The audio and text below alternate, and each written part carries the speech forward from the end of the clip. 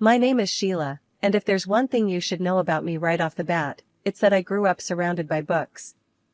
More than just stacks of them at home, my dad managed a big publishing house, and ever since I was a little girl, I'd tag along with him to work whenever I got the chance. Got your nose stuck in a book again? Dad would joke every time he found me curled up in some corner of his office, deep into whatever I could get my hands on. Yeah, and I bet I can read more books than you this month. I'd shoot back, always ready for a challenge. Those days at his office, I wasn't just reading, I was living in worlds crafted by imagination. It was magical, really. When I wasn't reading, I was watching Dad in meetings, seeing how he dealt with writers, illustrators, and all the big shots who thought they knew better. He handled it all with a kind of cool that made everyone respect him, but never made him unapproachable. I took the love for books straight into adulthood, became a teacher, shaping young minds to hopefully find the same joy in reading that I did. And every last Friday of the month, I kept up the ritual of visiting Dad at work. It was one of those Fridays when life decided to throw me a curveball. Dad introduced me to Ben, a lanky guy with an awkward smile and an armful of manuscripts. He was there to pitch his latest book, hoping Dad would bite. Ben, this is my daughter, Sheila. Sheila, Ben's a budding writer, got some interesting ideas, Dad said, clapping him on the back. Ben extended a shaky hand, which I took, smiling. Nice to meet you, Sheila. Your dad tells me you're the real critic around here. Hope you won't be too harsh on me. I laughed. I'll try to go easy on you. What's your book about? We hit it off from there. Turned out, Ben was funny, a bit rough around the edges, but he had an honest charm about him. His stories weren't bad either, just a little unpolished. Dad saw potential in him, and after a year of him courting me with quaint coffee shop dates and midnight walks, talking about everything from Play-Doh to the best pie in town, we decided to get married. The wedding was a simple affair, just close family and friends. Dad was beaming all day, and when it came time for speeches, he stood up, glass in hand, a twinkle in his eye that I knew meant he was going to embarrass me. Sheila, ever since you were a little girl, you've always surprised me. Smart, beautiful, and stubborn as a mule. And now, you've gone and married this young man who seems to love you more than his manuscripts. Everyone chuckled as Ben blushed, looking at me like I was his anchor. To Sheila and Ben, may your lives be filled with more love than there are books in my office, and that's saying something, Dad concluded, raising his glass. Life with Ben started like a fairy tale, but fairy tales don't tell you about the bills and the late nights worrying about how to make ends meet. Ben's books weren't exactly flying off the shelves, and as much as I believed in his talent, the world didn't seem ready to bite. I upped my hours at school, took on extra classes, and even ran after-school clubs. Anything to keep us afloat. Hey, I picked up an extra shift at the tutoring center, I mentioned one evening, stirring a pot of spaghetti, trying to keep the concern out of my voice. Ben was at the table, papers spread out like a wild sea of ink and frustration. He looked up, his eyes tired but grateful. Babe, you're killing yourself with all this work. Maybe I should get a regular job, put writing on hold for a bit. I walked over, took his hand, feeling the rough edges of his fingers worn by endless writing. No, you're going to crack it, I know it. We just need to keep at it a bit longer, okay? Your stories are good, they just need the right eyes. He squeezed my hand, a silent thank you hanging between us. That night we ate dinner late, talking about his latest manuscript that just couldn't find a home. One day, Dad dropped by, something that wasn't unusual, but the look on his face was. He had that "I've got an idea" expression that usually meant things were about to get interesting. Ben, have you ever thought about writing for kids? I mean, Sheila here has all the inside scoop, spending her days with them. Might be something to think about, Dad suggested, casually flipping through one of Ben's rejected manuscripts. Ben looked over at me, eyebrows raised. Kids, huh? What do you think? Could I do it? I nodded, excitement bubbling up. Absolutely, you could. I can tell you what they like, what stories stick. We could try it together? So, we did. Nights became our brainstorming sessions. I'd come home with tales from school, what the kids laughed at, what games they played, and Ben would weave them into stories. It felt right, working together, creating worlds for children who were so much like my students. The days rolled into months, and our first children's book took shape, a story about a mischievous raccoon with a heart of gold. Dad was instrumental, giving us tips on how to market it, how to pitch it to his contacts. When we finally got a publishing deal, it felt like we'd won the lottery. "Here's to Rocky Raccoon, may he be the first of many," Ben toasted, holding up his beer one night in our little kitchen that suddenly seemed too small for our growing dreams. "To Rocky," I echoed, my heart full, thinking maybe, just maybe, we'd turned a corner. Rocky Raccoon was just the beginning. After the first book hit the shelves and kids went nuts for it, Ben and I knew we had something special. We buckled down, turning out stories faster than you'd believe. Our little office at home became a workshop of dreams, paper everywhere, ideas scrawled on walls, and endless cups of coffee. One evening, as we were knee-deep in our third book, Ben tossed his pen down and stretched. "Can you believe this, Sheila? From barely paying the bills to signing autographs at book fairs. It's nuts." I laughed, tossing a crumpled paper ball at him. "We're not quite J.K. Rowling yet, but yeah, it's wild. Kids are actually dressing up as our characters for Halloween." Ben picked up the paper ball, shot a grin at me, and threw it back. "And to think, all this started with your idea to write for kids. You were right on the money." As our fame grew, so did the opportunities. Invitations to schools, interviews, even a TV spot. I was teaching less and writing more, which was a dream come true in its own way. Dad was over the moon, always bragging to anyone who'd listen. "Ben and Sheila, the dynamic duo.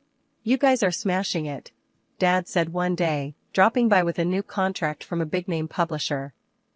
"They want a series, can you believe it? A whole series based on your characters." Ben, who was usually the cool one, nearly jumped out of his chair. "A series? That's big league, baby. Sheila, we've hit the jackpot." As our book series took off, our lives changed in ways we'd never imagined. We bought a new house with more space for our work, and every room felt like a piece of our success. Celebrations were frequent, with friends and family always eager to toast to our success. At one particularly lively party, with our closest friends raising glasses in our new living room, I took a moment to watch Ben, laughing and sharing stories. I felt a mix of pride and a twinge of fear. Were we ready for all this change? "Hey, you okay?" Ben noticed my quiet moment and sidled up beside me. "Yeah, it's a lot, isn't it? But good. Really good." I smiled, leaning into his side. He kissed my forehead, wrapping an arm around me. "It's more than good. It's everything we dreamed of. And I couldn't have done any of this without you, Sheila." Life got even more hectic, but in a way that made every busy moment worth it. Soon enough, I was cradling our newborn son, deciding to step away from teaching to focus on our family. With Ben's writing now more than enough to support us comfortably, I threw myself into being a mom and a collaborator on each new book.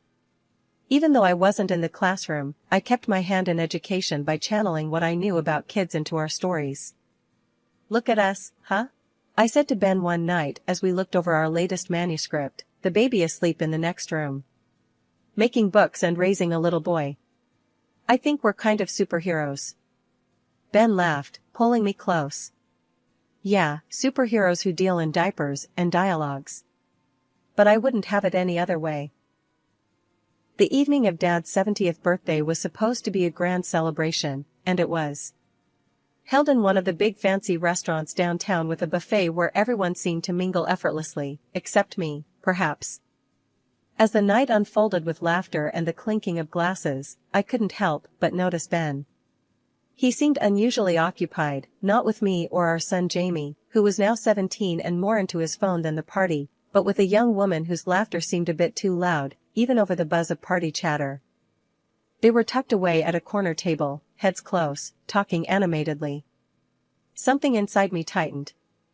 I tried to focus on my dad, who was busy being the life of the party, but my eyes kept darting back to Ben. Finally, I pulled Dad aside during a quieter moment. "Dad, who's that woman with Ben?" I tried to sound casual, but my voice betrayed a tinge of concern. "Oh, her?" Dad glanced over, following my gaze. "That's Lisa, the assistant editor at the publishing house.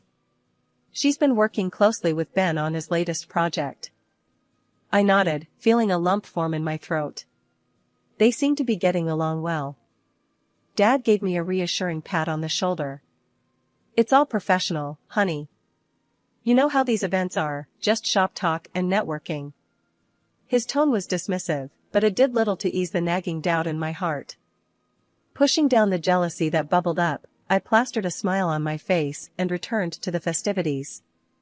Relatives and important guests came over to congratulate Dad, pulling me into conversations and away from my spiraling thoughts. As the evening wore on, I found myself watching Ben and Lisa from across the room.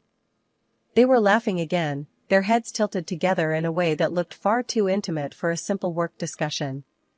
Each laugh, each shared glance between them felt like a small puncture to my heart. "Let's get some fresh air," I suggested to Jamie, needing an escape from the stifling atmosphere. Outside, the cool night air felt like a balm.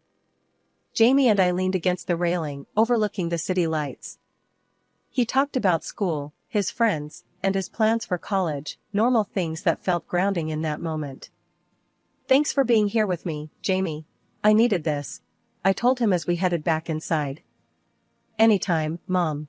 You know I've got your back," he replied, bumping his shoulder against mine playfully. We re-entered the party, my resolve strengthened. I would enjoy the evening for Dad's sake, for Jamie's. As for Ben and whatever was happening there, I would deal with it later, when the music stopped and the guests went home.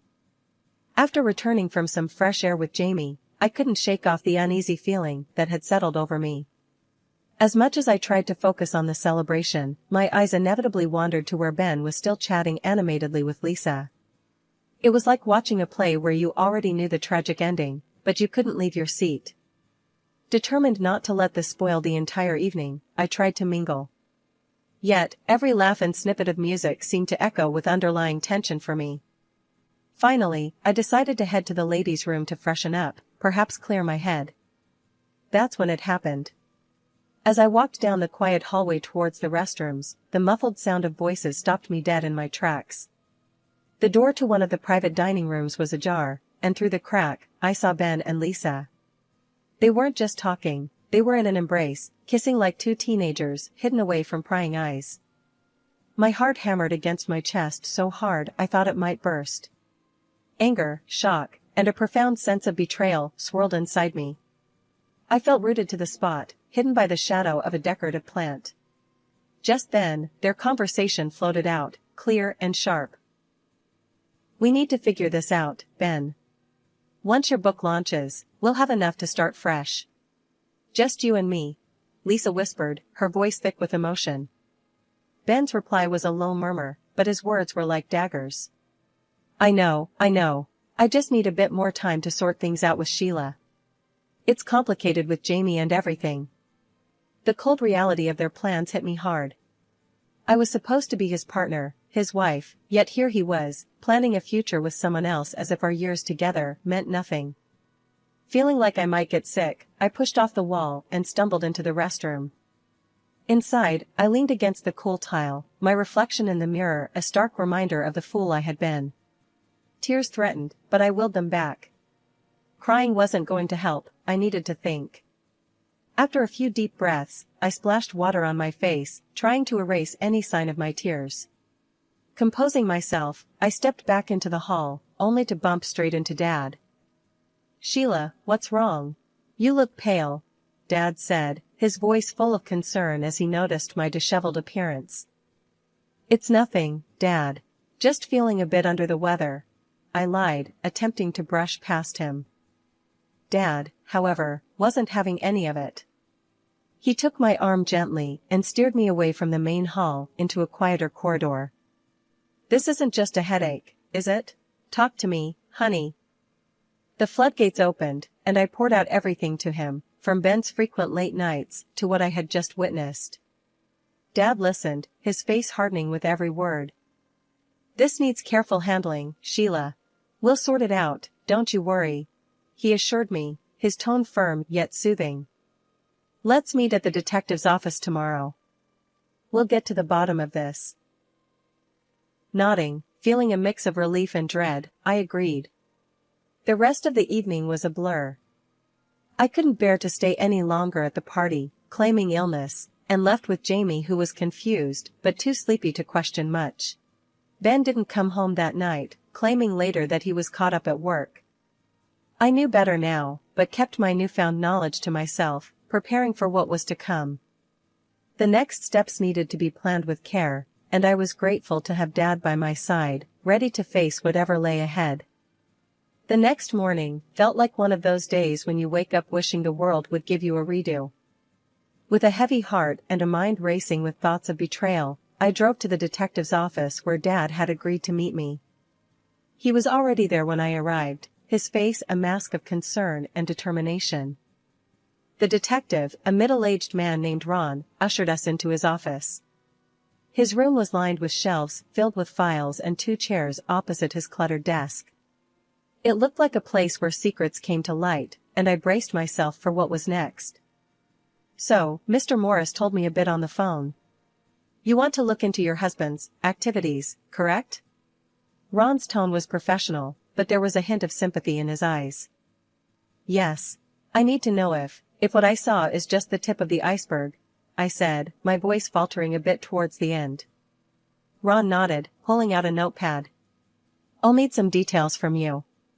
Times, places, any particular people involved besides the woman you mentioned."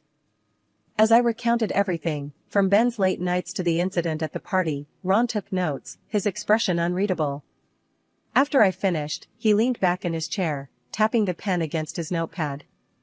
"We'll start with surveillance, check his known hangouts, and track his movements. If he's meeting this woman, we'll find out when and where. Do you want photos or just a report?" "Photos," Dad cut in before I could answer. "We need everything documented, just in case." "Understood," Ron replied. He then looked at me. "It might take a few weeks to gather everything. These things, they take time and patience." 3 agonizing weeks later, we were back in Ron's office, sitting across from him as he laid out what he had found. The folder he opened seemed to spill out my worst fears. Photos, detailed reports, bank statements, and more painted a picture I couldn't deny. "Mrs. Morris, I'm sorry, but it's as you suspected," Ron began. "Your husband has been seeing the assistant editor for over 2 years. Since shortly after she was hired by your father." My heart sank as he continued. "He's transferred large sums to her accounts. Bought her an apartment and a car. They spend most of their free time together. And from what I've gathered, they've discussed marriage, planning it for after your son turns 18, to avoid any complications with alimony." Dad's face was stone.